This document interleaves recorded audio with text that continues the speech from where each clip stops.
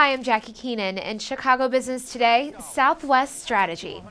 Southwest says its revenue is flying high thanks largely to this message. Bags fly free. The low-cost carrier wants to distinguish itself as the airline that won't nickel and dime their customers. Unlike most other airlines, Southwest has resisted charging passengers for checked luggage or other amenities that used to be baked into the cost of a plane ticket. And according to Southwest spokeswoman Patty Krishka, the endeavor has been a success. People mention it, the word is getting out there, Twitter, Facebook, people are talking about it. So we think we're actually getting additional passenger revenue, and that's making up for not having that baggage fee. The additional revenue helped Southwest post $160 million in profits in the fourth quarter. But turbulence could be ahead for Southwest, whose second largest hub is at Midway Airport. Fuel prices are expected to rise by 21% this year, and demand is expected to remain weak, making it difficult to raise fares. Faced with that situation, other big carriers are turning to fees to boost revenue. And the sky's the limit on what the airlines can do.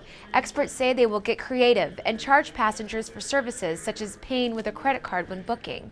And of course, baggage fees could be raised even more. Southwest insists it won't do this anytime soon, but transportation expert Joe Schwederman says the airline is fighting a trend. And they're going to need to be more aggressive on the revenue side, and we're seeing that already with some of their limiting their discounts to a very short period. And I think what we're likely to see now is Southwest facing a lot of pressure to come up with different sources of revenue that add to that ticket price. And it could be we see a day where they limit the number of free bags that goes on board. But while it isn't charging for bags, it's generating extra cash in other ways.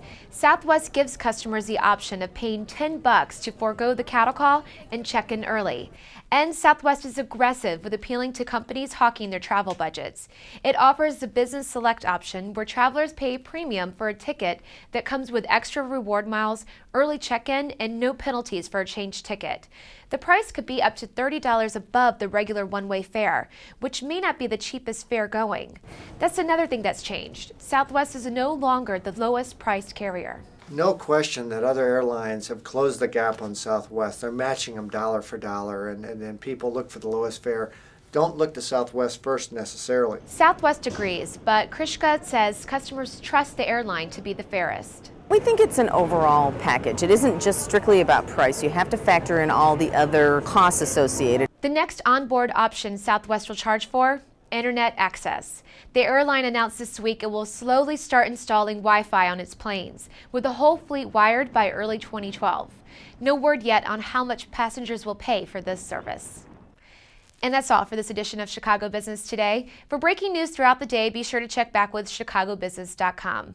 And don't forget to look on iTunes for our daily podcast. Thanks for watching. We'll see you tomorrow.